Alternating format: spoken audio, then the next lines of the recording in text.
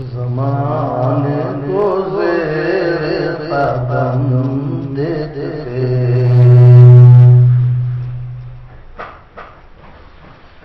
زمانے کو زیر قدم دیتے یہ سب ہم انہی کا کرم دیتے زمانے کو زیر قدم دیتے یہ سب ہم انہی کا کرم دیتے غلاموں کو شاہی کی عزت ملی ہے غلاموں کو شاہی کی عزت ملی ہے غلامی کا صدقہ یہ ہم دیتے ہیں کبھی کیف و مستی کبھی قبض و بشت سبھی میں رموز و حکم دیتے ہیں مرض ہو یا صحت علم ہو یا راحت مرض ہو یا صحت علم ہو یا راحت مشیت پہ سب ہی کو ہم دیتے ہیں زمانے کو زیر قدم دیتے ہیں مقام ولایت جنہیں مل گیا مقام ولایت جنہیں مل گیا نہ خائف وہ ہوتے نہ غم دیتے ہیں تیرے عشق کا غم جنہیں مل گیا تیرے عشق کا غم جنہیں مل گیا دلوں میں وہ لطف حرم دیتے ہیں تیرے نام کی لذتیں پا گئے جو تیرے نام کی لذتیں پا گئے جو تجلی تیری دم بدم دیتے ہیں شعیب سے ان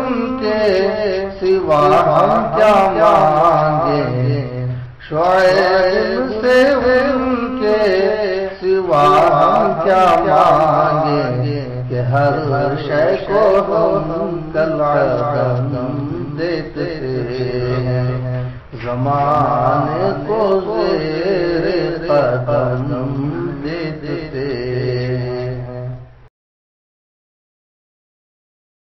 نحمده ونصلي على رسوله الكريم أما بعد فقد قال النبي صلى الله عليه وسلم ثلاث من كن فيه وجد بهن حلاوة الإيمان من كان الله ورسوله أحب إليه مما سواهما ومن أحب عبدا لا يحبه إلا لله ومن يكره أن يعود في الكفر كما يكره أن يلقى في النار أو كما قال عليه الصلاة والسلام. یہ ایک حدیث ہے جس کو امام بخاری امام مسلم اور بہت سے محدثین کرام نے روایت کیا ہے. اس حدیث میں اللہ کے نبی صلی اللہ علیہ وسلم نے حلاوت ایمان کا ذکر کیا ہے. حلاوت ایمان کا معنی ہے ایمان کی مٹھاس. ایمان ہو تو ایمان کی مٹھاس بھی ہونی چاہیے. جیسے اگر ہم میٹھا پکائیں تو اس کے اندر مٹھاس ہوتی ہے، بریانی کھائیں تو بریانی کا مزہ بھی ہو، حلوہ کھائیں تو حلوے کا مزہ بھی ہو، چائے پئیں تو چائے کا مزہ ہو، دودھ استعمال کریں تو دودھ کا مزہ ہو۔ اگر ہم حلوہ تو کھائیں لیکن اس میں حلوے کا مزہ نہ ہو، بریانی تو کھائیں لیکن اس میں بریانی کی خوبصورتی نہ ہو، اور دودھ پئیں لیکن دودھ کی اس کے اندر کوئی چاشنی ہی نہ ہو، تو ہم پھر فیصلہ یہ کرتے ہیں کہ پکانے والے نے ٹھیک طور پر نہیں پکایا، اس کے اندر کوئی کجی کمی کوئی عیب رہ گیا ہے، بریانی کے وہ مسالے اس میں نہیں ڈالے گئے ہیں جو ڈالے جانے چاہیے، اس وجہ سے بریانی کا وہ لطف و مزہ نہیں آ رہا ہے۔ یہ ایک وجہ تو یہ ہوتی ہے مزہ نہ آنے کی۔ دوسری وجہ یہ ہوتی ہے کہ بریانی کھانے والے کی زبان کا ٹیسٹ بدل گیا، تو کبھی تو خامی ہوتی ہے چیز کی اور کبھی خامی ہوتی ہے اس کھانے والے کی، اس کی وجہ سے مزہ نہیں آتا۔ بریانی میں تو مزہ ہے لیکن اس کی زبان میں مزہ نہیں ہے، اس وجہ سے بریانی کا مزہ اور لطف اس کو نہیں معلوم ہو رہا ہے۔ اللہ کے نبی صلی اللہ علیہ وسلم نے اس حدیث کے اندر یہ بتایا ہے کہ ایمان کی ایک حلاوت ہوتی ہے، اور ایمان کی حلاوت کب کس کو نصیب ہوتی ہے؟ فرمایا ثلاث من کن فیہ وجد بہن حلاوت الایمان، تین چیزیں ایسی ہیں کہ جس کے اندر یہ تینوں چیزیں پائی جائیں تو وہ ایمان کا مزہ اور ایمان کا لطف حاصل کر لیتا ہے۔ وہ کیا تین چیزیں ہیں اس کو آگے بیان فرمایا گیا ہے۔ سب سے پہلی بات تو یہ فرمائی من کان اللہ ورسولہ احب الیہ مما سواہما، جس آدمی کے نزدیک اللہ اور اللہ کا رسول، اللہ اور اللہ کے رسول کے ما سوا تمام چیزوں سے سب سے زیادہ محبوب ہوں، سب سے زیادہ ان کی محبت، ان سے تعلق ہو، تو اس کو ایمان کا مزہ ملتا ہے۔ اگر کسی کے نزدیک اللہ اور اللہ کے رسول کی محبت ایسی نہیں ہے جیسی کہ ہونی چاہیے، تو اس آدمی کو ایمان تو شاید مل جائے لیکن ایمان کا مزہ نہیں ملے گا۔ جیسے بہت سارے لوگ نماز پڑھتے ہیں لیکن نماز کا مزہ نہیں ملتا، قرآن پڑھتے ہیں قرآن کا مزہ نہیں ملتا، ذکر کرتے ہیں ذکر کا لطف نہیں حاصل ہوتا۔ وجہ اس کی یہی ہے کہ جیسی محبت اللہ اور اللہ کے رسول سے ہونی چاہیے ایسی محبت نہیں، اور اللہ سے محبت کیسی ہونی چاہیے، اللہ کے رسول سے محبت کیسی ہونی چاہیے، ایسی ہونی چاہیے کہ ایسی محبت کسی اور چیز کی ہو ہی نہیں، نہ بیوی کی، نہ بچوں کی، نہ دوستوں کی، نہ تعلق داروں کی، نہ مال کی، نہ دولت کی، نہ بلڈنگ کی، نہ کسی اور چیز کی۔ ساری چیزوں سے زیادہ اللہ اور اللہ کے رسول کی محبت دل میں گھس جائے تو ایسے ایمان کو پھر مزہ آنے لگتا ہے، ایسے ایمان والے کو مزہ آنے لگتا ہے، ایمان کا مزہ آتا ہے۔ اور ایمان کا مزہ ایمان کی سب چیزوں میں ملے گا۔ مثلا نماز ایمان کی چیز ہے، روزہ ایمان کی چیز ہے، ذکر ایمان کی چیز ہے، اور بہت سی عبادتیں ہیں، یہ سب کے سب ایمان سے تعلق رکھنے والی چیزیں ہیں۔ جب آدمی ان کو انجام دے گا تو ان کا مزہ اور لطف سے آئے گا۔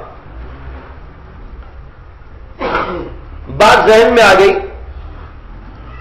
اس لیے عرض کرتا ہوں کہ مزہ اگرچہ مقصود بالذات نہیں ہوتا،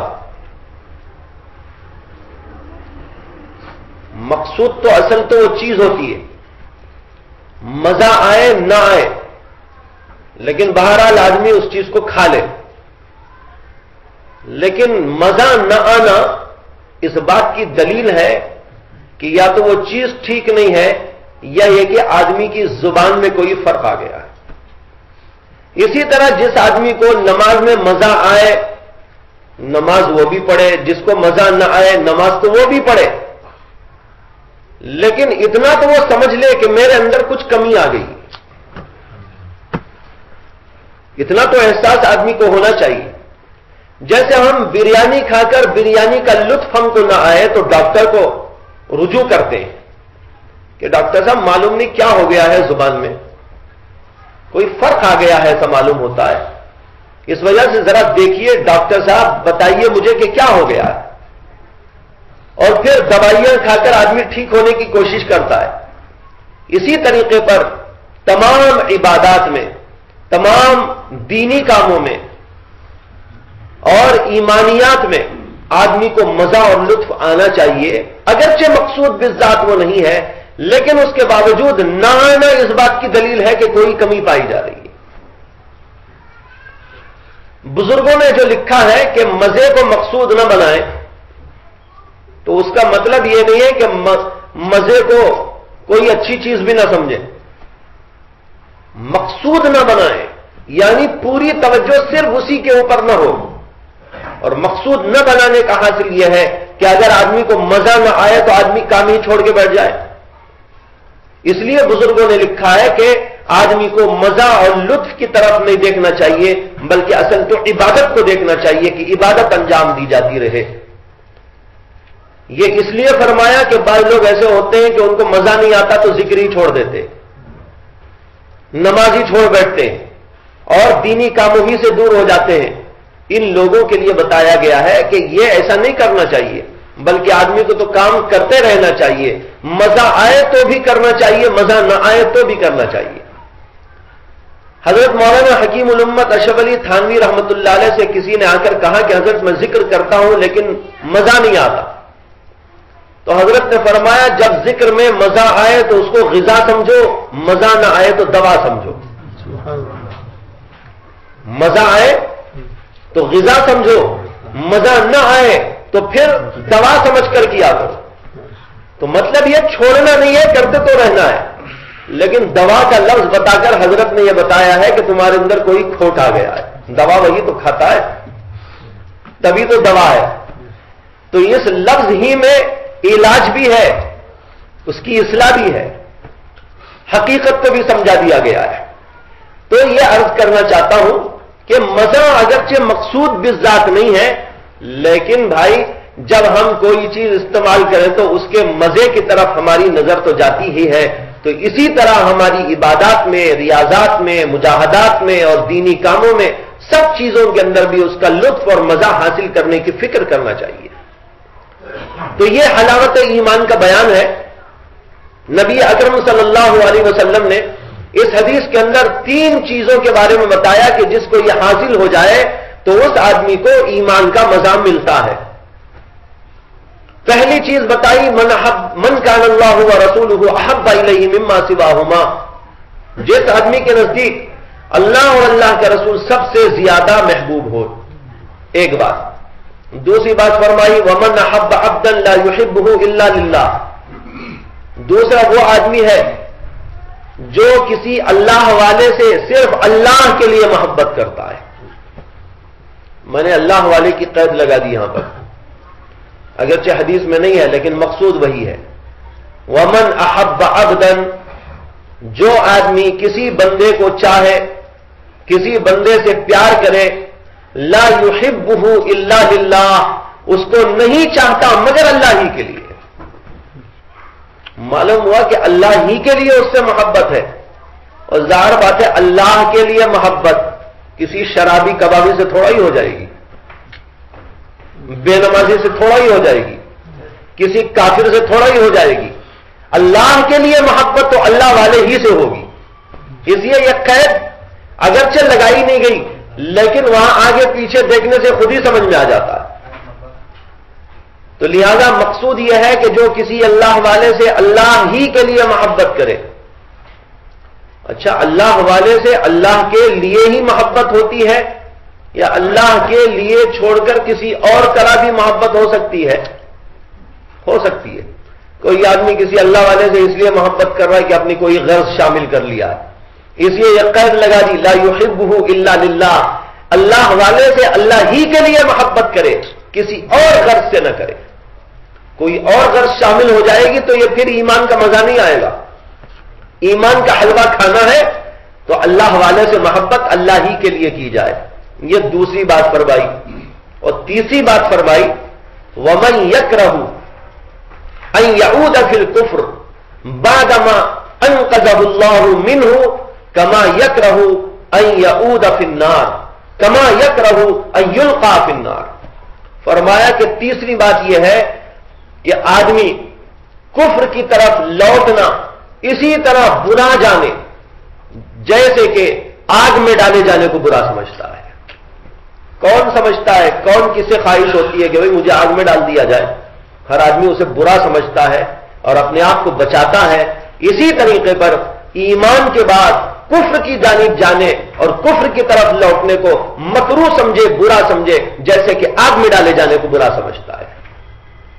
تو یہ تین چیزیں ہیں. جس آدمی کو یہ تین چیزیں حاصل ہو, نبی اکرم صلی اللہ علیہ وسلم بشارت سناتے ہیں کہ اس کو ایمان کا حلوہ ملے گا.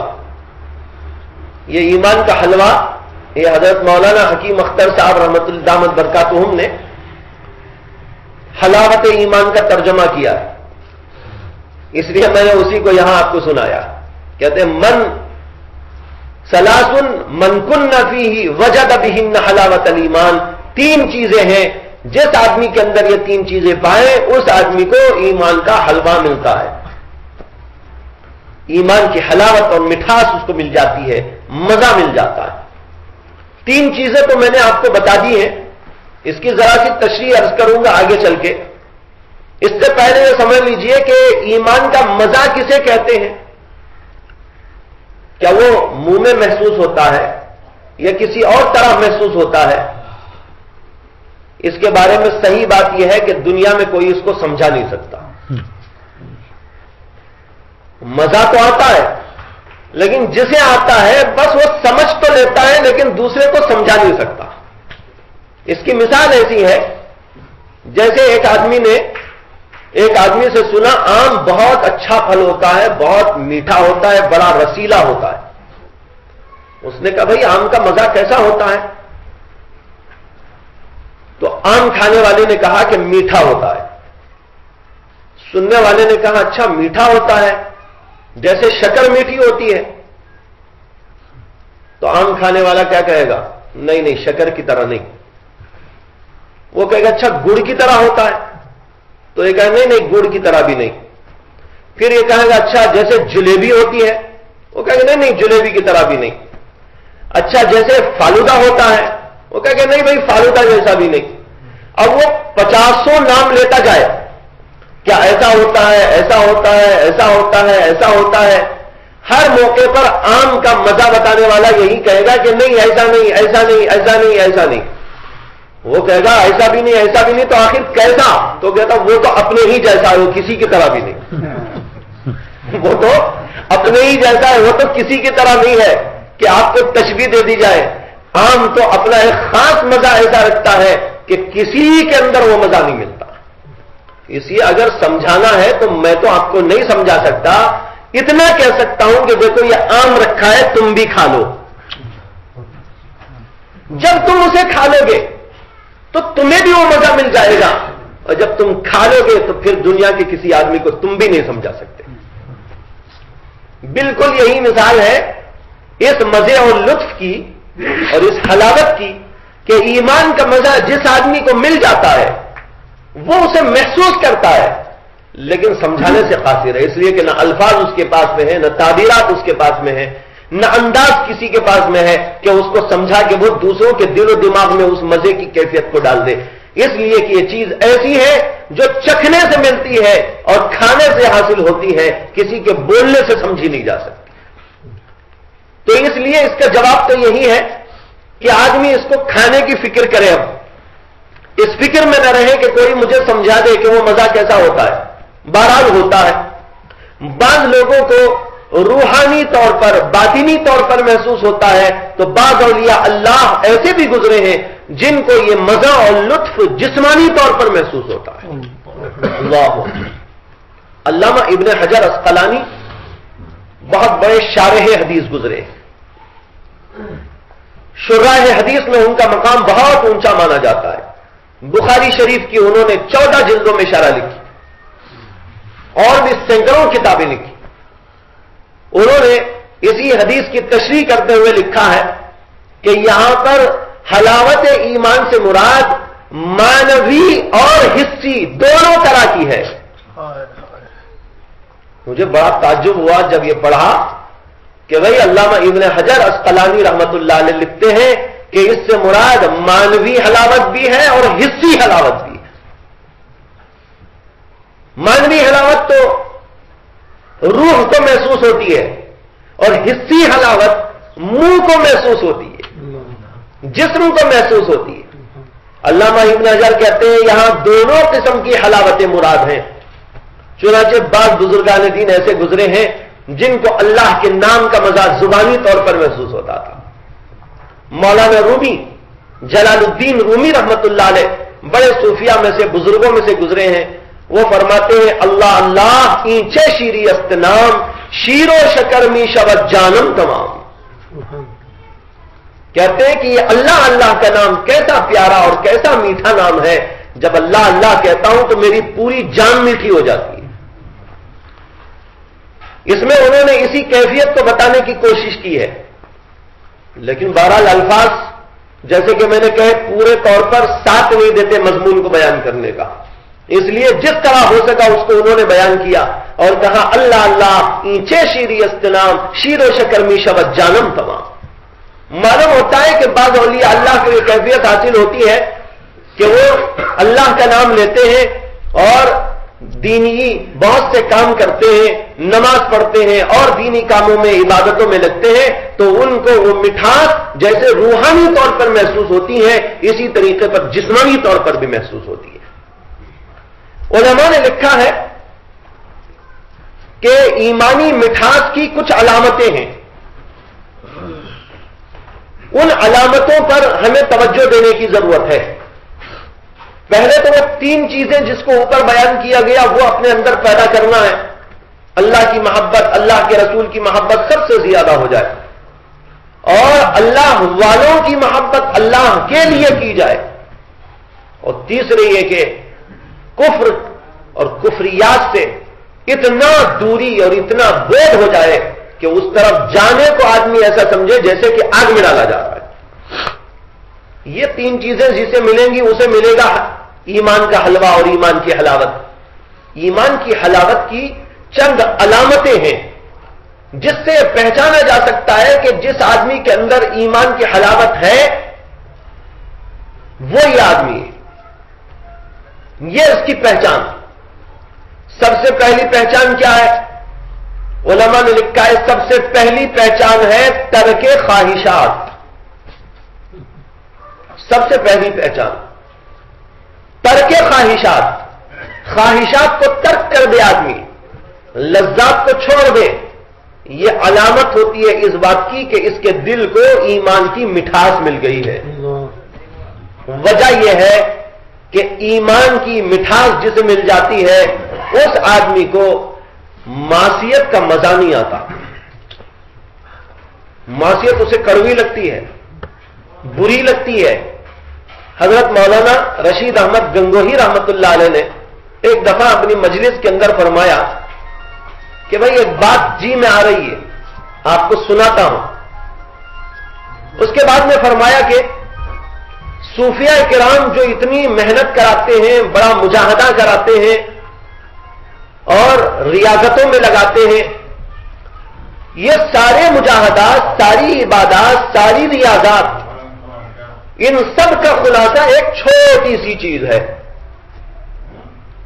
ان سب کا خلاصہ ایک چھوٹی سی چیز ہے. اس کے بعد خاموش ہو گئے، پھر بتایا ہی نہیں کہ وہ چھوٹی چیز کیا ہے. اور اہل مجلس میں سے کسی کو ہمت بھی نہیں ہوئی کہ مجلس میں سوال کر لیتا کہ حضرت وہ چھوٹی سی چیز بتا دیجئے کیا ہے. سب پر اتنا روب و جلال طاری تھا کہ کسی کو ہمت نہیں ہوئی کہ حضرت سے پوچھ لیتا. خیر مجلس ختم ہو گئی. حضرت مولانا اشرف علی تھانوی رحمت اللہ علیہ اس واقعے کو ایک جگہ ذکر کرتے ہیں اور کہتے ہیں کہ وہ ذرا سی چیز جس کو حضرت مولانا رشید احمد گنگوئی رحمت اللہ علیہ نے اپنی عالی ظرفی سے بیان نہیں فرمائی تھی، میں اپنی کم ظرفی سے آپ لوگوں کو سنا دیتا ہوں. حضرت کہتے ہیں حضرت نے تو عالی ظرفی سے بیان نہیں کی تھی، میں اپنی کم ظرفی سے آپ کو سنا دیتا ہوں. وہ کیا چیز ہے؟ فرمایا صوفیہ کی ساری محنتوں کا خلاصہ اور سارے ریاضات اور مجاہدات کا اصل اصول یہ ہے کہ آدمی کی طبیعت نیکی کی طرف اس طرح چلنے لگے جیسے کھانے اور پینے کی طرف چلتی ہے، اور برائیوں سے بچنے کی طرف وہ اس طرح آمادہ ہو جیسے کہ پاخانے سے بچتا ہے۔ یہ سنانا چاہتا ہوں، دیکھیے اس کے اندر کیا حقیقت بیان کرتی ہے۔ نماز کا وقت آئے تو نماز کے لیے وہ ایسا تڑپے، اس طرح بے چین ہو جائے، اس طرح اس کی طرف توجہ التفات ہو جائے جیسے کہ بھوکے آدمی کو کھانے کی طرف ہوتی ہے، کہ وہ آدمی برداشت نہیں کر سکتا۔ تھوڑی دیر برداشت کرے گا، چلو بھائی کھانا پک رہا ہے برداشت کر لیں، ابھی کچھ آنے والا ہے برداشت کر لیں، اور کچھ دیر جائے برداشت کر لیں، لیکن جب حد سے معاملہ تجاوز کر جاتا ہے وہ بیچارہ بے قابو ہو جاتا ہے۔ جیسے بھوکا آدمی بھوک کے وقت میں کھانے کا طالب ہوتا ہے، اسی طریقے پر نیکیوں کا طالب نیکیوں کی طرف اسی طرح آگے بڑھے۔ یہ ہے صوفیاء کرام کی محنت کا حاصل، یعنی طبعی طور پر یہ چیزیں اس کے اندر پیدا ہو جائیں، نیکیوں کی طرف رغبت پیدا ہو جائے، اور برائیوں سے بچنا اس کی فطرت میں ایسے داخل ہو جائے جیسے کہ پاخانے سے بچتا ہے، پیشاب پینے سے بچتا ہے۔ کیا کسی کا جی چاہتا ہے؟ نعوذ باللہ۔ ہاں کوئی مراجی ڈیسائی ہو جائے تو الگ بات ہے، لیکن عام جو فطرت انسانی ہے اس فطرت انسانی کے مطابق ساری دنیا میں دیکھ لیجئے، کافر ہو، مشرک ہو، ملحد ہو، زندیق ہو، مومن ہو، صاحب کمال ہو، علامۃ الدہر ہو یا محدث ہو، فقیہ ہو، سائنسدان ہو، کوئی بھی آدمی ہو دنیا کا، پڑھا لکھا ہو یا جاہل ہو، کوئی شخص بھی اس گندی چیز کو اختیار کرنا نہیں چاہتا۔ پینا اور کھانا تو بہت دور کی بات ہے، فطرت انسانی کا تقاضا تو یہ ہوتا ہے کہ ہمارے کپڑوں اور بدن پر بھی یہ چیزیں نہ لگیں۔ تو جس طریقے پر فطرت کے اندر یہ داخل، اسی طریقے پر فطرت میں یہ داخل ہو جائے کہ گناہ سے آدمی کو بچنا ہے، کہ آدمی گناہ کی طرف چلنا بھی چاہے تو طبیعت اس کی بجھ جائے، آگے بڑھنا بھی چاہے تو وہ پیچھے کو ہٹ جائے، یہ اس کی کیفیت پیدا ہو جائے، تو تب سمجھنا چاہیے کہ اس آدمی کا دل اب ایسا ہو گیا ہے جسے ایمان کی چاشنی میسر آ گئی۔ تو سب سے پہلی چیز ہے ترک خواہشات کو چھوڑ دینا، لذات کو ترک کر دینا، نفسانی تقاضوں کو چھوڑ دینا۔ یہ جب آدمی کے اندر پیدا ہوگا تو بھائی یہ سب سے پہلی علامت ہوگی اس بات کی کہ اس آدمی کے دل کو ایمان کی حلاوت میسر آ گئی ہے۔ جو آدمی خواہشات کا پجاری ہوگا، خواہشات پر چلنے کے لیے ہر وقت تیار ہوگا، آنکھوں کی خواہش، دل کی خواہش، زبان کی خواہش، کان اور ہاتھ اور پیر کی خواہش، اس کے پیچھے پیچھے ہر وقت لگا رہے گا، تو اس کو سمجھنا چاہیے اس بیچارے کو ایمان کی حلاوت نصیب نہیں ہے۔ یہ پہلی علامت۔ تو فرمایا سب سے پہلی علامت ترک خواہشات ہے۔ دوسری علامت ایمان کی حلاوت کی ہے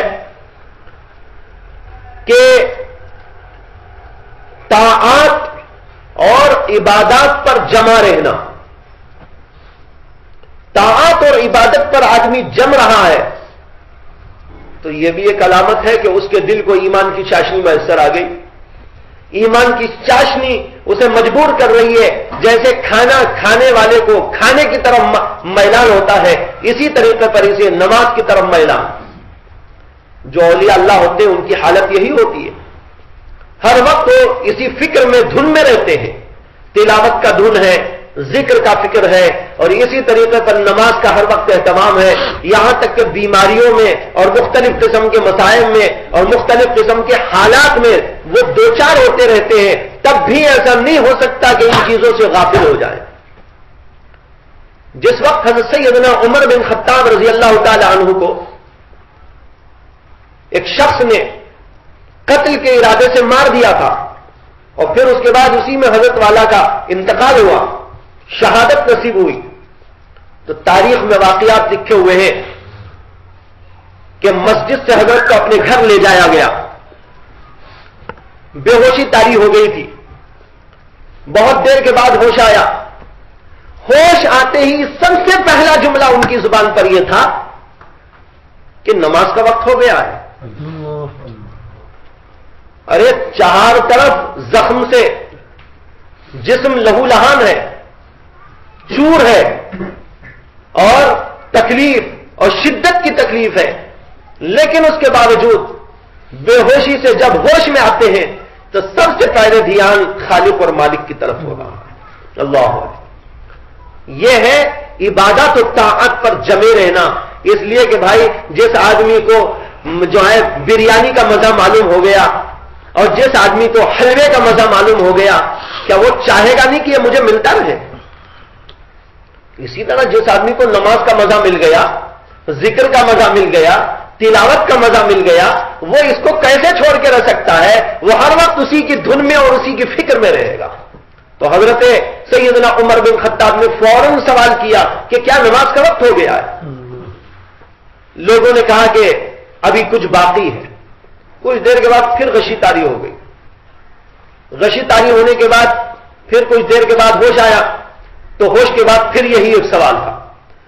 تو اس طریقے پر اولیاء اللہ کے اوپر یہ کیفیت طاری ہوتی ہے. اس کو میں نے کہا طاعات پر جمے رہنا، طاعات کی فکر میں رہنا، یہ بھی ایمانی حلاوت کی علامات میں سے ایک علامت ہے. اور اسے نماز ہی کی بات نہیں بلکہ تمام ایمانیات سے متعلق جتنی چیزیں بھی ہو جائیں سب کا یہی حال ہوتا ہے. اور اس میں بزرگوں کے الگ الگ طریق رہے ہیں.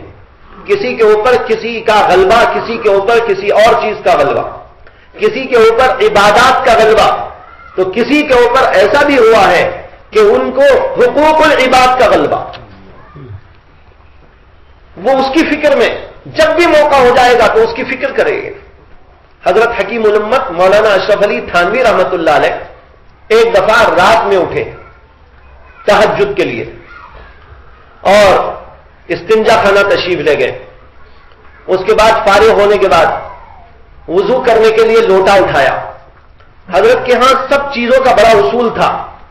لوٹے کی جگہ مقرر، پانی کی جگہ مقرر، جوتوں کی جگہ مقرر، ہر چیز کی جگہ مقرر تھی. تو لوٹے ایک جگہ پر رکھے ہوئے ہوتے تھے اور حکم یہ تھا کہ جو آدمی جہاں سے کوئی چیز لے وہ اسی جگہ پر لے جا کے رکھے. لوٹا جہاں سے اٹھائے اسی جگہ پر لے جا کے واپس رکھ دے تاکہ دوسروں کو تکلیف نہ ہو، پریشانی نہ ہو. حضرت تھانوی پر حقوق العباد کے ادا کرنے کا بڑا غلبہ تھا.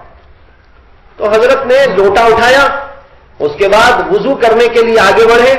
پانی وہ پمپ جو ہوتا ہے اس کو مار کر پانی لیا، لیکن اتنے میں بے ہوشی طاری ہو گئی. آخری زمانہ تھا، بڑھاپے کا عالم تھا. اچانک غشی طاری ہو گئی اور دھڑام سے گر پڑے. لوٹا بھی ایک طرف کو چلا گیا. تو لوگوں کو احساس ہو گیا، آزو بازو رہنے والوں کو، خانخواہ کے. تو وہ سب آئے اور انہوں نے دیکھا کہ حضرت گر گئے ہیں تو اٹھا کے لے گئے اپنی جگہ پر، ان کو لٹایا. کچھ دیر کے بعد ہوش آیا.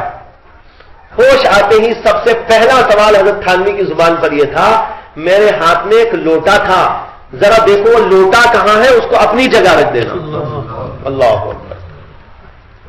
یہ دیکھیے ایمان کا مزہ. تو کسی کو نماز کا، کسی کو روزے کا، کسی کو تلاوت کا، اس کا غلبہ ہوتا ہے، تو کسی کو جو ہے حقوق العباد کا غلبہ ہوتا ہے. حضرت تھانوی کیا حقوق العباد کا بہت زیادہ اہتمام تھا. حضرت تھانوی فرمایا کرتے تھے نماز، روزہ وغیرہ عبادات حقوق العباد میں سے ہیں، حقوق اللہ میں سے ہیں. اس کے اندر کوتاہی اللہ کے ہاں معاف کی جا سکتی ہے، لیکن جو حقوق العباد میں کوتاہی کرتے ہیں اس کے لیے تو بڑا مسئلہ ہے. اس لیے اس کا بہت اہتمام ہوتا تھا. ہر چیز کو سمجھاتے تھے. بات کرنے کا سلیقہ، اٹھنے اور بیٹھنے کا سلیقہ، کسی سے میل ملاقات کا اصول و ضابطہ، مسافہ کرنا ہے تو اس کے لیے اصول و ضابطہ. غرض یہ کہ ایسے اصول و ضوابط جس سے کہ کسی انسان کو کوئی تکلیف نہ پہنچ سکے. اس کا اہتمام اس واقعے سے بھی لگتا ہے کہ ایک دفعہ حضرت تھانوی رحمت اللہ علیہ مسجد کے برآمدے میں تشریف فرما تھے. کرسی پہ بیٹھ کے کچھ مطالعہ کر رہے تھے یا قرآن پاک کی تلاوت. مسجد کے اندر ایک طالب علم بیٹھ کے قرآن کی تلاوت کر رہے تھے. ایک اور طالب علم اپنی بچکانہ طبیعت سے متاثر ہو کر، مجبور ہو کر وہ جو قرآن پڑھنے والے طالب علم تھے ان کے بالکل پیچھے جا کے بیٹھ گئے. وہ صاحب یہاں بیٹھے ان کے پیچھے جا کے بیٹھ گئے. حضرت تھانوی کی نظر پڑ گئی تو حضرت نے ایک صاحب کے ذریعے اس طالب علم کو بلایا اور کہا کہ بھائی آپ نے اس طالب علم کے پیچھے جا کر بیٹھنا یہ کیوں اختیار کیا؟ اب وہ بیچارے کیا کہتے ہیں، یہ تو بچکانی حرکت تھی. حضرت نے ان سے فرمایا کہ آپ نے جو حرکت کی ہے یہ بہت خطرناک ہے، اس لیے کہ وہ آدمی جو قرآن کی تلاوت کر رہا ہے اسے خبر نہیں ہے کہ آپ پیچھے آ کے بیٹھے ہیں. اگر کسی وجہ سے ادھر دیکھا یا ادھر دیکھا، اچانک تمہارا پیچھے ہونا، ان کو پہلے سے علم تو ہے ہی نہیں، اچانک کچھ اندازہ ہوگا کہ کوئی بالکل پیچھے بیٹھا ہے، ایک دم گھبرا جائے گا. کسی مسلمان کو توحش میں مبتلا کرنا، کسی مسلمان کو ایسی پریشانی میں مبتلا کرنا، یہ اس کے حقوق کے خلاف ہے. آج ذرا اندازہ کرو ہم کتنی غلطیاں کر لیتے ہیں. یہ اسی لیے واقعات سنا رہا ہوں کہ ہمیں ان چیزوں کا بھی احساس ہونا چاہیے کہ ہم جو کرتے ہیں کتنے غلط اعمال ہوتے ہیں، ہم سے سرزد ہو جاتے ہیں، اس کا احساس نہیں ہوتا. کسی کو تکلیف ہو رہی ہے، کسی کو اذیت پہنچ رہی ہے، کسی کے دل کو تکلیف ہو رہی ہے، کسی کے جسم کو تکلیف ہو رہی ہے، کوئی احساس نہیں ہوتا. حضرت نے اس کو بلایا اور ڈانٹا اور اس کے بعد میں اس کو یہ فرمایا کہ 40 دن تک تمہارے لیے ایک سزا تجویز کرتا ہوں. وہ سزا یہ ہے کہ یہاں پر آنے جانے والے مسافرین اور نمازیوں کی جوتیاں سیدھی کرتے رہے گا. ایسی اصلاح ہوتی تھی. جب ایسی اصلاح ہوتی ہے تو آدمی کچھ کام کا بن بھی جاتا ہے، اس لیے کہ اس کے اندر کی ساری خرابیاں جھٹک جھٹک کے نکال دی جاتی ہیں اور وہ پاک و صاف ہو جاتا ہے. تو یہ عرض کر رہا تھا کہ بزرگوں کے حالات مختلف ہیں، کسی پر کسی چیز کا غلبہ تو کسی پر کسی چیز کا غلبہ. حضرت شیخ مرشدنا شاہ ابرار الحق صاحب رحمۃ اللہ علیہ، ان کے اوپر سنتوں کا بڑا غلبہ، ہر چیز میں سنت کے ساتھ میں کام کرے، چلنے پھرنے اٹھنے بیٹھنے، نماز اذان تلاوت ذکر فکر جو کچھ بھی کرو، حضرت پر ہمیشہ اس کا غلبہ کہ سنت کا اہتمام کیا جائے. سنت کے اہتمام پر ایک بات یاد آ گئی. حضرت بیمار ہو گئے تھے، آخری دور میں کافی بیمار رہے اور بمبئی میں رہا کرتے تھے اور علاج کے لیے وہیں پر حضرت نے قیام فرما لیا تھا. اس زمانے میں کئی دفعہ میرا بھی جانا ہوا، تو ایک دفعہ میرا جانا ہوا تو حضرت والا نے پوچھا کہ کتنے دن قیام رہے گا. تو میرا ارادہ تھا 3 دن قیام کا، تو میں نے بتایا کہ 3 دن قیام ہوگا. حضرت بیمار ہیں، اٹھنے چلنے پھرنے کی سخت طاقت نہیں ہے اور عموماً کرسی کے سہارے کہیں جاتے آتے ہیں.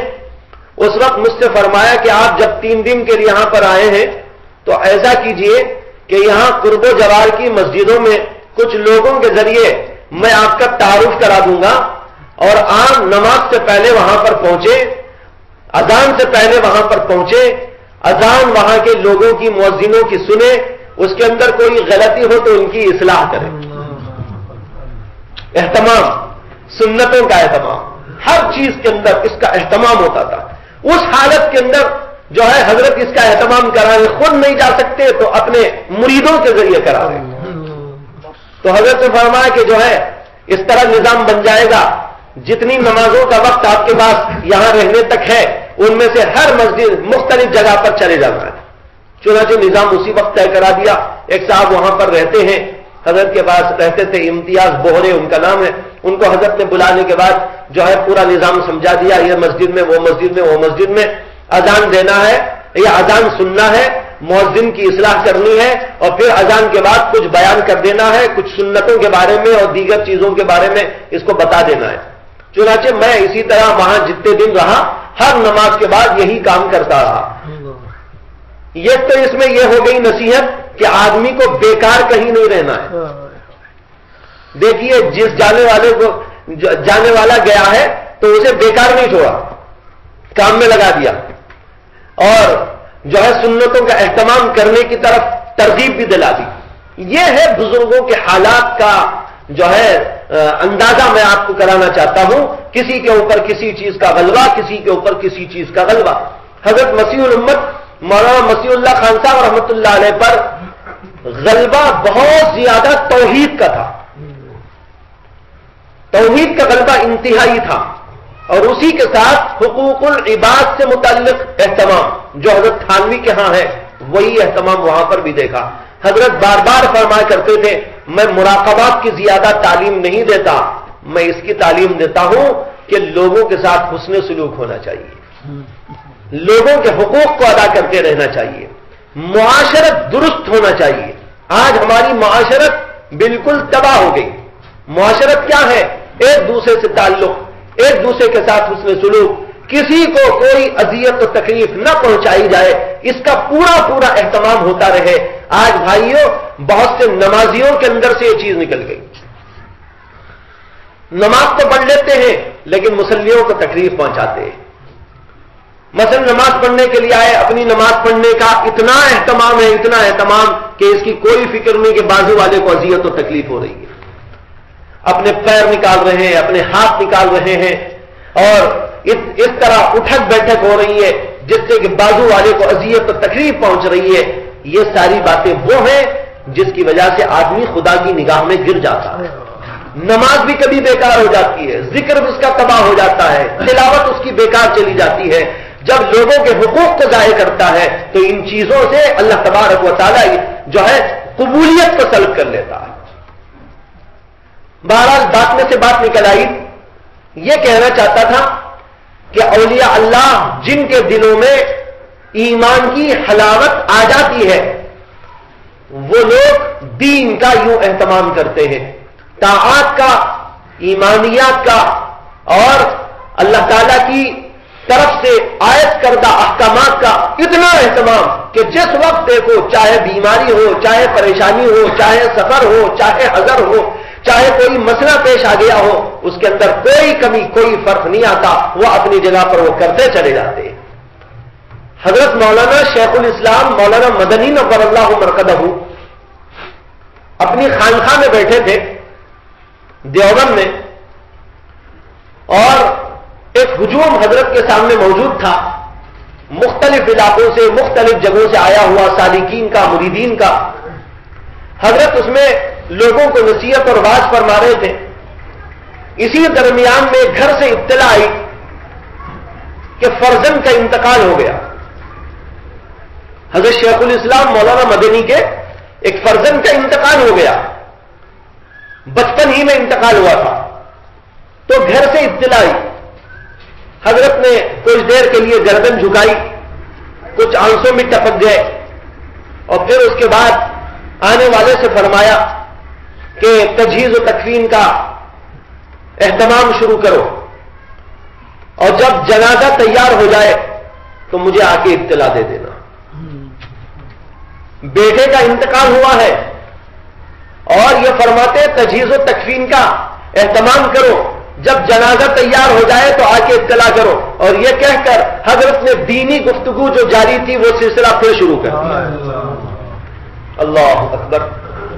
یہ کیا تھا؟ پہاڑ، یہ ایسا پہاڑ تھا جو کسی چیز سے ٹلنے والا نہیں تھا، جسے ایمان کا مزہ آ گیا اسے کوئی چیز بھی ادھر سے ادھر نہیں کر سکتی، کسی کا مرنا بھی کچھ نہیں کر سکتا، کسی کا جینا بھی کچھ نہیں کر سکتا، شادی بھی کچھ نہیں کر سکتی، غمی بھی کچھ نہیں کر سکتی، وہ سب اپنی جگہ پر۔ یہ اللہ کے بندے جس کام کے لیے پیدا ہوئے ہیں وہ اپنی جگہ پر۔ اس سے معلوم ہوتا ہے کہ ان کے دل کیسے مضبوط تھے۔ یہ نہ سوچئے کہ بھائی کیا مضبوطی، یہ تو بڑی سخت دلی ہو گئی، سنگ دلی ہو گئی۔ ارے سنگ دلی ہوتی تو آنکھوں سے آنسو کیسے نکلتے؟ آنکھوں سے آنسو نکلنا دلیل ہے اس بات کی کہ دل کے اندر نرمی ہے، لیکن آخر کرتے کیا؟ اللہ کی مرضی پر اپنی مرضی کو قربان کر چکے تھے۔ جیسے ایک دفعہ حضرت شاہ بہلول سے کسی نے پوچھا تھا کہ حضرت خیریت ہے؟ تو انہوں نے کہا اس آدمی کی کیا خیریت پوچھتے ہو جس کی مرضی سے کائنات کا نظام چل رہا ہے۔ شاہ بہلول سے کسی نے پوچھا کہ حضرت خیریت ہے؟ تو شاہ بہلول نے جواب دیا اور کہا کہ اس آدمی کی کیا خیریت پوچھتے ہو جس کی مرضی اور مشیت سے اس پوری کائنات کا نظام چل رہا ہے. آدمی کو حیرت ہوئی کہ یہ آدمی میں سمجھتا تھا بڑے بزرگ ہے، اللہ والے ہیں، یہ کیسا شرکیہ کلمہ ہے جو ان کی زبان سے نکل رہا. تو اس نے عرض کیا کہ حضرت یہ کیا شرکیہ جملہ، کیا آپ کی مرضی سے آپ کی مشیت سے کائنات چل رہی ہے؟ آپ ہی لوگ ہم کو سکھاتے ہیں، آپ ہی ہم کو بتاتے ہیں کائنات اللہ کی مرضی سے چل رہی ہے اور کائنات کا ذرہ ذرہ اللہ کی مرضی اور مشیت کے تابع ہے، اور آج آپ کی زبان پر یہ شرکیہ اور کفریہ جملہ نکل رہا ہے کہ آپ کی مرضی سے چل رہا ہے. انہوں نے کہا بات اصل میں یہ ہے میں نے اپنی مرضی کو اللہ کی مرضی میں فنا کر دیا ہے. میں نے اپنی مرضی کو اللہ کی مرضی میں فنا کر دیا ہے. اب جو خدا کی مرضی وہی میری مرضی، اور جو خدا تعالیٰ کر رہا ہے گویا کہ میری ہی مرضی ہو رہی ہے. اسی سے یہ بھی معلوم ہوا کہ بزرگوں کے اقوال پر بغیر سمجھے یوں ہی اعتراض نہیں کر دینا چاہیے.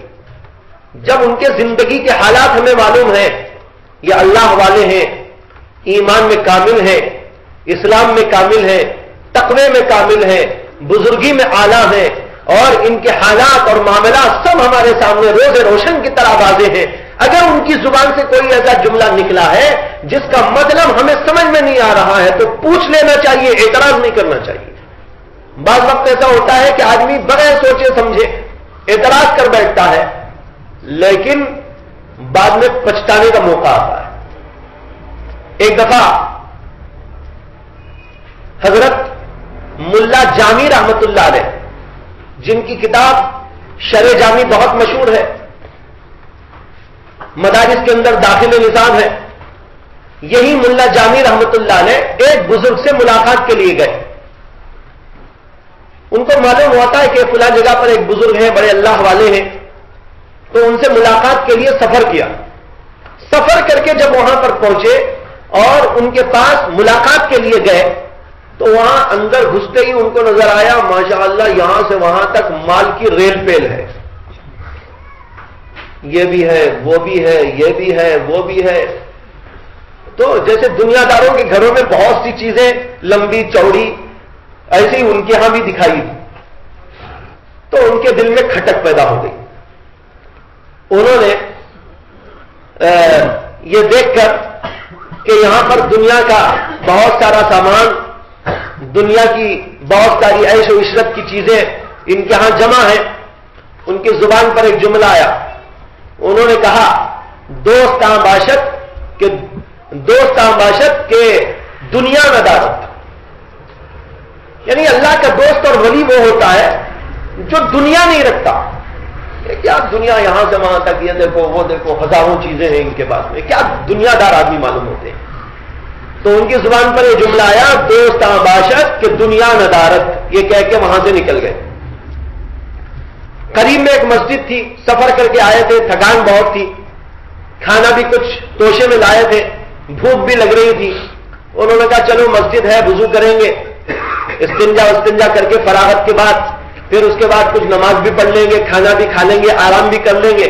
چنانچہ وضو وغیرہ کیا، کھانا کھایا، نماز پڑھی، اور پھر اس کے بعد میں کچھ دیر آرام کرنے کے لیے لیٹ گئے. لیٹ کر کچھ ہی دیر گزری تھی کہ خواب نظر آیا. خواب کے اندر نبی اکرم صلی اللہ علیہ وسلم تشریف لائے ہیں اور کہتے ہیں ملا جامی تم نے ہمارے ایک دوست کو ناراض کر دیا ہے.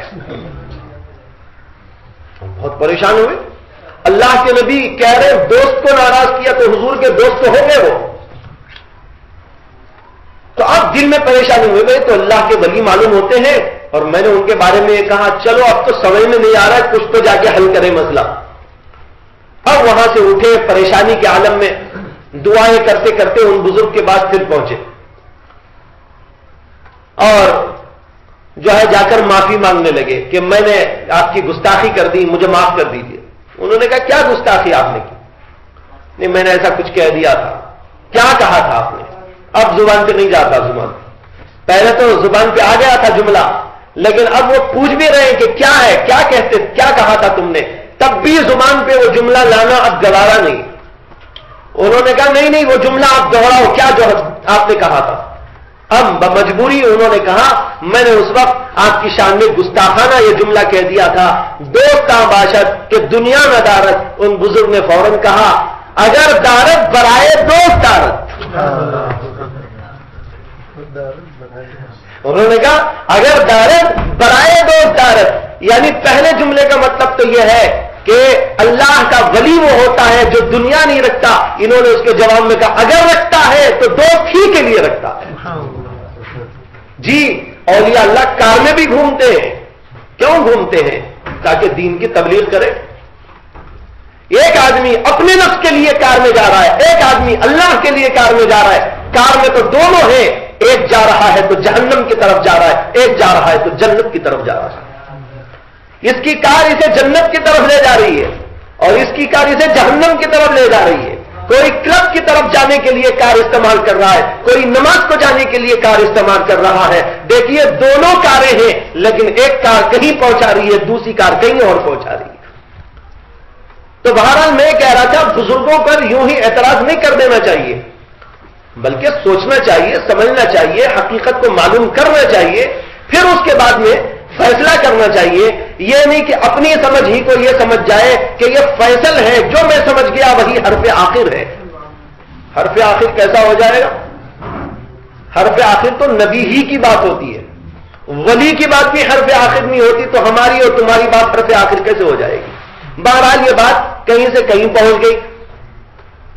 میں یہ کہہ رہا تھا کہ جن کے دلوں کو اللہ کی محبت کی چاشنی مل جاتی ہے اور ایمان کی چاشنی میسر آ جاتی ہے، ان کی دو علامتیں بہت ظاہر بہت واضح ہیں. ایک علامت ان کی یہ ہے ترک خواہشات کرتے ہیں، اور دوسری علامت یہ ہے کہ طاعات پر جمے رہتے ہیں. موقع کیسا بھی ہو، محل کیسا بھی ہو، حالات کیسے بھی ہو، پریشانیاں ہو یا جو ہے خوشی کے آثار ہو، ہر صورت کے اندر اپنے خالق اور مالک کو یاد رکھتے ہیں، اس کے اندر کوئی کمی بیشی ہونے نہیں دیتے. چنانچہ دیکھیے جو اولیاء اللہ ہوتے ہیں، خوشی کا موقع ہے تب بھی اللہ کو یاد کر رہے ہیں، غمی کا موقع ہے تب بھی اللہ کو یاد کر رہے ہیں. میں حضرت شیخ الاسلام مولانا مدنی کی مثال آپ کو دے رہا تھا کہ بچے کا انتقال ہوا، خبر پہنچی ہے، آنکھوں سے آنسو نکل گئے، اور یہ آنکھوں سے آنسو نکلنا یہ بھی سنت محمدی کی اتباع میں ہوا ہے. حضرت مدنی سنت کے اتباع میں بہت اعلیٰ تھے، اسی لیے نام ان کا اللہ نے روشن کر دیا.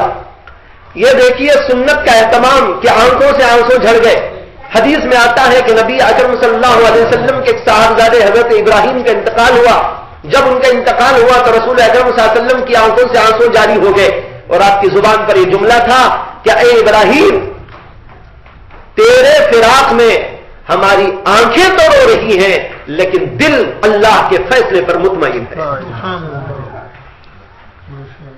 دل اللہ کے فیصلے پر مطمئن ہے. جو خدا نے فیصلہ کر دیا ہم کو منظور ہے. لینے کا فیصلہ تو منظور، دینے کا فیصلہ تو منظور، بیماری کا فیصلہ تو منظور، صحت کا فیصلہ تو منظور.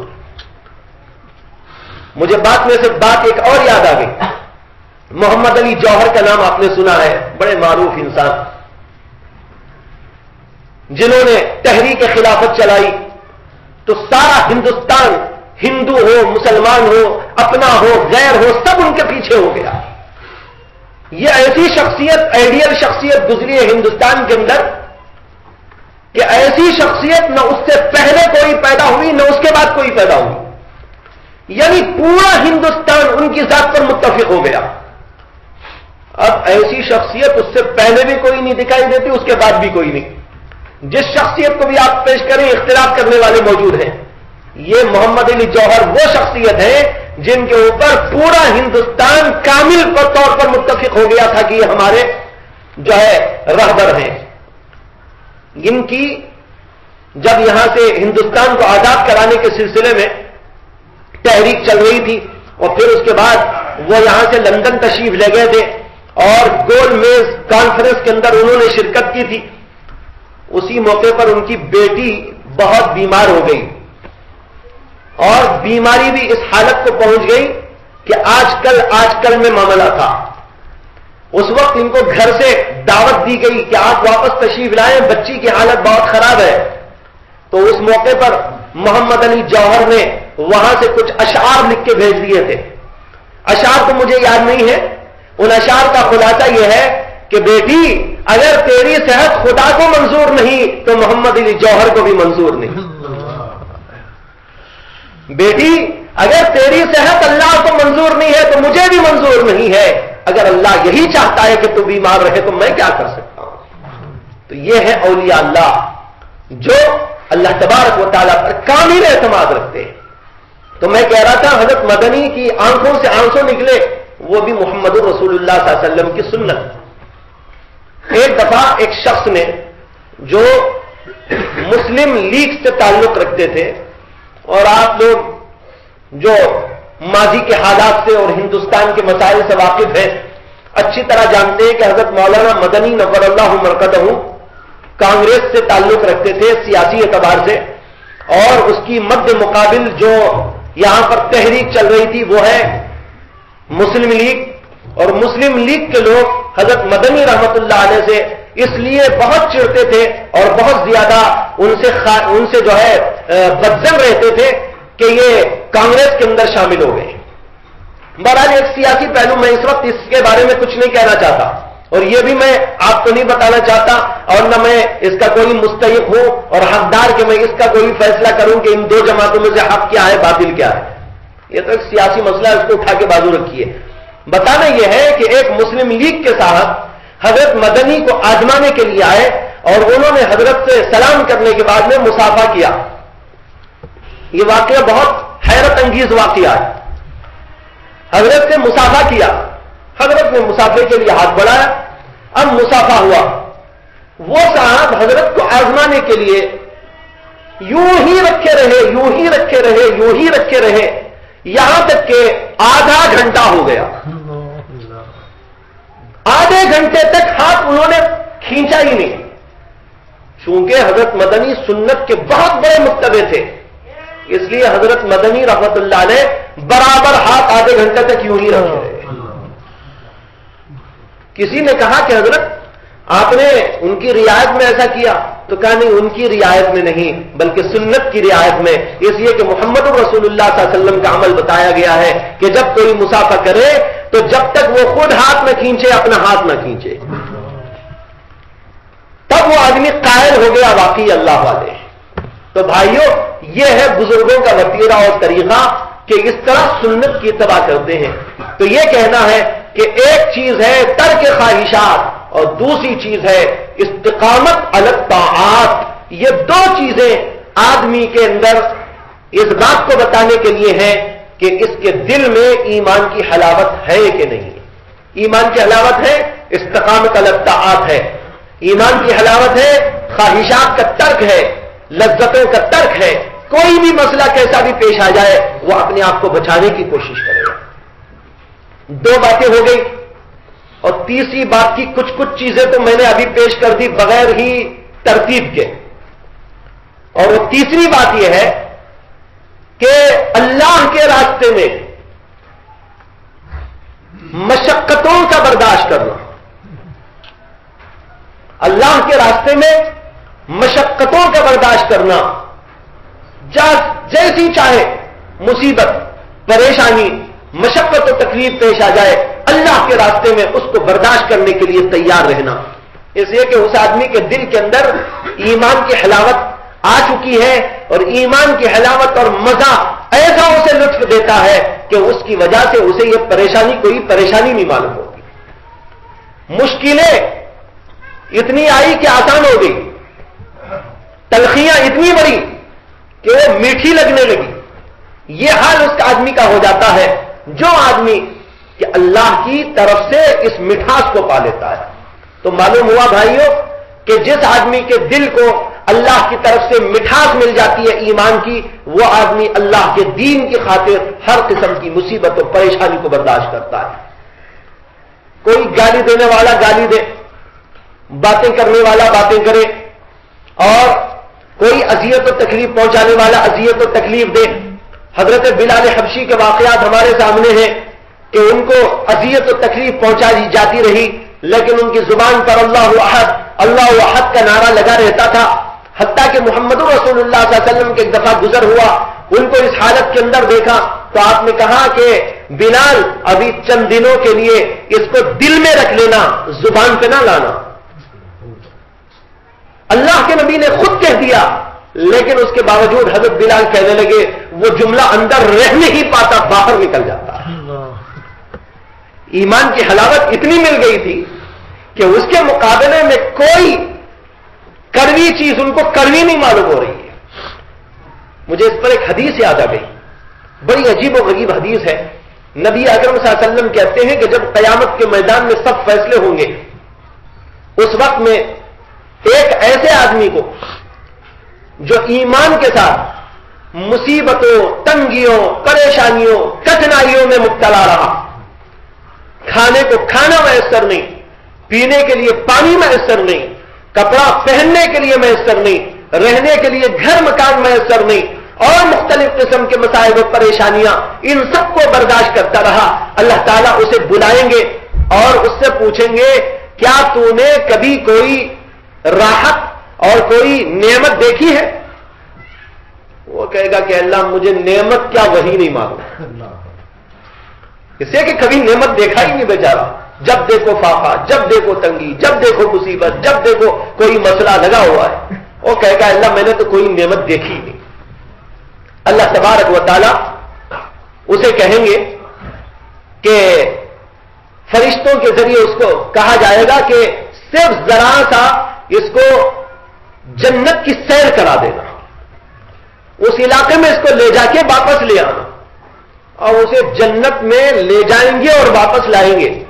اللہ تعالیٰ اس کے بعد اس سے پوچھیں گے، اب بتاؤ کوئی پریشانی تمہیں کبھی لاحق ہوئی؟ وہ کہے گا اللہ میں پریشانی کیا وہ نہیں جانتا۔ عجیب حدیث ہے، پہلے جب اس سے پوچھا جائے گا کہ نعمت جانتے ہو، وہ کہے گا نہیں جانتا ہی نہیں نعمت کیا ہے، لیکن جنت کو دیکھنے کے بعد وہ اپنی ساری تنگیاں، ساری مصیبتیں، ساری پریشانیاں سب بھول جائے گا، نعمتوں کا اثر رگ رگ میں ایسے گھس جائے گا، وہ کہے گا کہ میں جانتا ہی نہیں کہ جو ہے تنگی و پریشانی کیا ہوتی ہے۔ یہ ہے اسی طریقے پر جن اولیاء اللہ کے دلوں کو ایمان کی حلاوت میسر آ جاتی ہے، وہ دنیا کی تکلیف و مصیبت کو کچھ سمجھتے ہی نہیں ہیں، اور اس لیے وہ ہر چیز برداشت کرنے تیار ہو جاتے ہیں۔ اللہ کے راستے میں مصیبات کو برداشت کرنا، مشقات کو برداشت کرنا، اس کو علماء نے لکھا تحمل المشقات، مشقتوں کو برداشت کرنا۔ یاد رکھ لیجئے ان چیزوں کو۔ پہلی چیز میں نے بتائی ترک خواہشات، دوسری چیز میں نے بتائی استقامت علی الطاعات، اور تیسری چیز میں نے بتائی تحمل المشقات، یعنی مشقتوں کو برداشت کرنا، اس کا تحمل کرنا، کیسی بھی بات پیش آ جائے اللہ کے راستے میں برداشت کرتے چلے جائیں۔ آج ہمارے دلوں میں ایمان کی مٹھاس اور حلاوت نہ ہونے کی وجہ سے تکلیف برداشت کرنا نہیں چاہتے۔ رات میں اٹھنے کی تکلیف، تہجد کیسے پڑھے نہیں برداشت ہوتی، ذکر کرنے کے لیے اٹھے تکلیف ہوتی ہے، برداشت نہیں ہوتی، لیکن جس کے دل کو مل جائے مزہ، اسے تو اسی میں مزہ آئے گا کہ یہ تکلیف برداشت کرو۔ وضو کرنے میں مزہ آ رہا ہے، اور جو ہے ٹھنڈے پانی میں ہاتھ ڈالنے میں مزہ آ رہا ہے، اور اللہ کے سامنے جھکنے اور اٹھنے میں مزہ آ رہا ہے، اور اس طرح کی سب چیزوں میں اسے مزہ آ رہا ہے۔ یہ مشقت اسے کوئی مشقت نہیں معلوم ہوگی، اس لیے کہ اس کو مزہ مل گیا ہے۔ شبلی کا نام آپ نے سنا ہے؟ شبلی نہیں، منصور حلاج ایک بزرگ گزرے ہیں، ان کو قتل کیا گیا تھا، سولی پہ چڑھایا گیا تھا۔ جب ان کو سولی پہ لٹکایا گیا تھا تو بہت سارے لوگ پتھرے مار رہے تھے، اسی میں حضرت شبلی بھی کھڑے ہوئے تھے۔ شبلی نے بھی ایک پتھر اٹھا کر ان کی طرف مار دیا۔ جتنے لوگ تھے وہ سب مار رہے تھے، بہت دیر سے مار رہے تھے، لیکن اس کے باوجود وہ آہ اوش کچھ نہیں کر رہے تھے۔ لیکن شبلی نے ایک چھوٹا سا پتھر اٹھا کے ہلکے انداز پہ یوں پھینکا اور ان کو لگا بھی نہیں، انہوں نے زور سے چیخ ماری۔ لوگوں نے کہا عجیب حیرت انگیز بات ہے کہ اتنے لوگوں نے بڑے بڑے پتھر مارے، کبھی انہوں نے آہوش کچھ نہیں کیا، اور شبلی نے چھوٹا سا پتھر مارا، لگا بھی نہیں وہ، اور اتنی بڑی چیخ ان کی زبان سے نکل گئی۔ انہوں نے کہا بات یہ ہے یہ مجھے پہچانتے نہیں، یہ پہچانتا ہے. یہ عوام الناس مجھے پہچانتے نہیں، یہ اگر مار رہے ہیں تو مجھے کوئی دکھ و تکلیف نہیں. یہ بیچارے شبلی مجھے پہچانتے ہیں، میری حالت جانتے ہیں، پھر بھی کیوں مارا؟ اس لیے میری آگ نکل گئی. تو دیکھیے اللہ کے راستے میں کیسے برداشت کیا، ہر چیز کو برداشت کر لیتے ہیں. یہ اس لیے کہ ان کے دلوں میں ایمان کی حلاوت ان کو حاصل ہو جاتی ہے. یہ تین چیزیں بڑی اہم ہیں. ان تین چیزوں پر ہم کو غور کرنا ہے کہ بھائی ہم یہ کام کریں گے.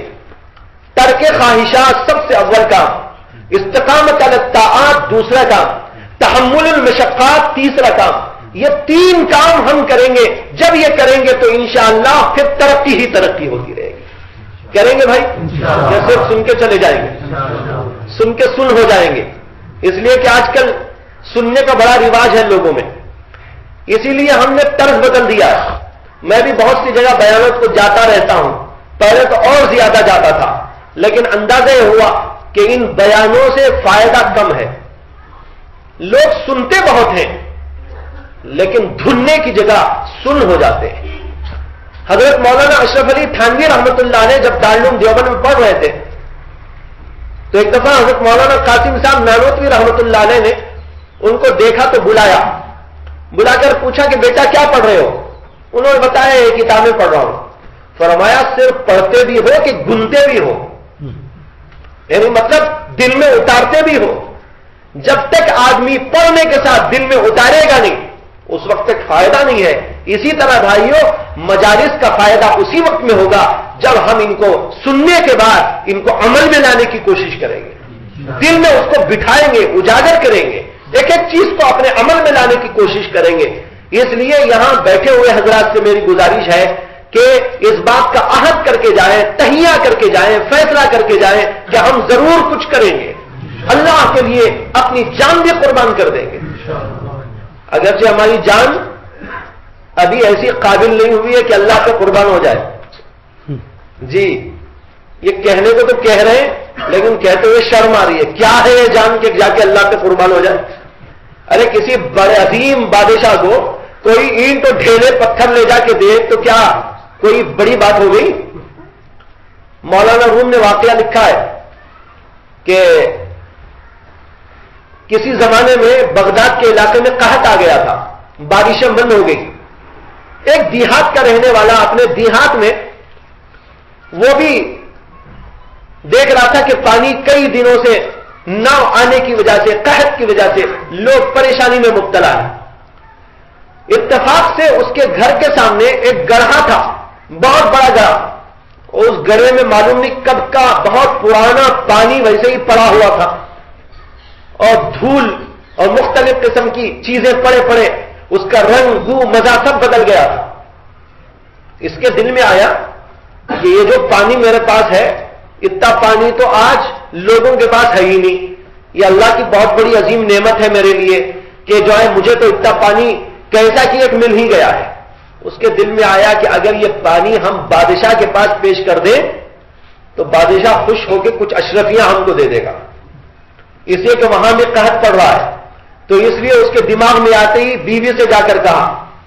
بیوی نے ہاں میں ہاں ملائی اور کہا ضرور ایسا کرنا چاہیے. چنانچہ میاں بیوی دونوں نے مل کر وہ پانی نکالا اور ایک گھڑے کے اندر چھان کے ڈالا اور پھر اس گھڑے کو بند کر دیا. اور یہ آدمی اپنے سر پہ رکھ کے اپنے گاؤں سے شہر بغداد کو چلا.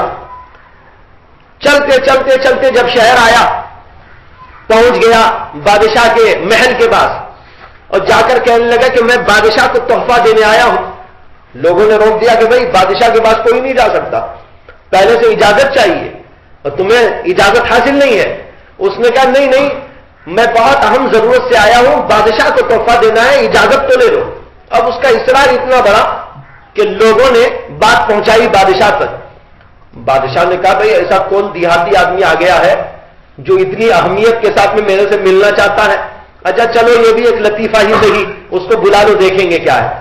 اب اس کو لے کر گئے اندر بادشاہ کے پاس. اس نے جا کر کہا کہ حضور میں دیکھ رہا تھا کہ چاروں طرف قحط پڑا ہوا ہے اور قحط کی وجہ سے لوگ پریشان ہیں، خیال ہوا آپ کو بھی بڑی پریشانی ہوگی. پانی میرے گھر کے سامنے کچھ تھا، اس لیے میں نے چاہا کہ وہ پانی آپ کو ہدیے میں پیش کروں، یہ گھڑا بھر کے لایا ہوں، تحفے میں پانی لے لیجئے۔ بادشاہ بڑا عالی ظرف تھا، اس نے حکم دیا کہ بھئی اس کا گھڑا لو، کھولو۔ کھولا تو دیکھا گدلا گندا پانی، بدبو اٹھ رہی ہے، لیکن عالی ظرفی کی وجہ سے بادشاہ نے کہا اس بیچارے نے ہمارے لیے تحفہ اتنی دور سے لا کے پیش کیا ہے، ہمارے تحائف خانے میں اس کو سجا دینا اور ایک گھڑا بھر کے اشرفیاں ہماری طرف سے اس کو دے دینا۔ مولانا روم لکھتے ہیں کہ ایک گھڑا بھر کے اشرفیاں لا کے اس کو دی گئی، وہ خوشی خوشی اس کو لے لیا، شکریہ ادا کر کے واپس ہی چاہی تو بادشاہ نے اپنے لوگوں سے کہا اس کو رخصت کرنے لے کر جاتے ہوئے ذرا ہمارے محل کی سیر کرا دینا، یہاں کے فوارے بتا دینا، یہاں اندر بہتی ہوئی جو ہے نہریں بھی بتا دینا، یہاں کے چشموں کی بھی اس کو سیر کرا دینا۔ اب اس کو لے کر محل کی جو سیر کرائی، اندر اندر لاہور پڑنے لگا، لا حول ولا قوت الا باللہ، یہاں یہ فوارہ موجود ہے، یہاں پر یہ عظیم چشمہ موجود ہے، یہاں پر دیکھو تو یہ نہر بہ رہی ہے، یہاں پر دیکھو تو یہ عظیم عظیم چیزیں رکھی ہوئی ہیں، میں کیسا گدلا وہ گندا پانی بادشاہ کو لا کے دیا ہوں، اب اپنے اوپر لاہور پڑنے لگا۔ مولانا رومی اس واقعے کو لکھ کر کہتے ہیں اسی طرح اے لوگوں تم جو اللہ کو دیتے ہو اس سے بھی گدلی وہ گندی چیزیں ہیں۔ اللہ کے دربار میں محمد الرسول اللہ کی نمازیں ہیں، وہاں ہماری نمازوں کی کیا؟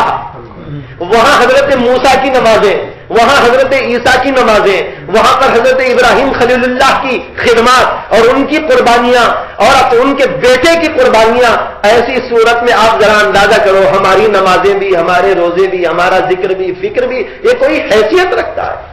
کوئی حیثیت نہیں۔ اس لیے میں نے کہا یہ تو ہمارے لیے شرم کی بات ہے، لیکن ہے ہی یہی گندا تو اس بیچارے کی طرح ہم بھی وہی پیش کریں گے۔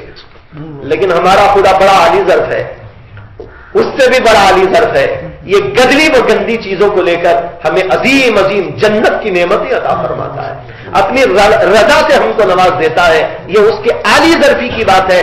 باقی ہماری عبادتوں میں، ہماری قربانیوں میں، ہماری خدمات میں کوئی چیز رکھی ہوئی نہیں ہے جو اللہ کو پیش کی جا سکے۔ بہرحال میں کہنا چاہتا تھا ہمیں جیسا کیسا بہرحال کچھ کرنے کی ٹھان کے جانا چاہیے، ایسا نہ ہو کہ ہم سن کے سن ہو جائیں۔ اگر ہم کچھ کرنے لگیں گے، تحمل مشقات کرتے رہیں گے اور ترک خواہشات کرتے رہیں گے، استقامت علی الطاعات پہ لگے رہیں گے تو انشاءاللہ کچھ نہ کچھ اللہ تعالیٰ کی طرف سے ہم کو بھی عطا ہوگا۔ اللہ سے دعا ہے کہ اللہ تعالیٰ ہم کو استقامت عطا فرمائے اور اسی کے ساتھ اس کے نتیجے میں ہم کو اپنے ایمان کی حلاوت بھی عطا فرمائے، مٹھاس عطا فرمائے، اور اس مٹھاس کی وجہ سے اللہ تعالیٰ ہماری بگڑی کو بنا دے۔ وآخر دعوانا ان الحمد للہ رب العالمین۔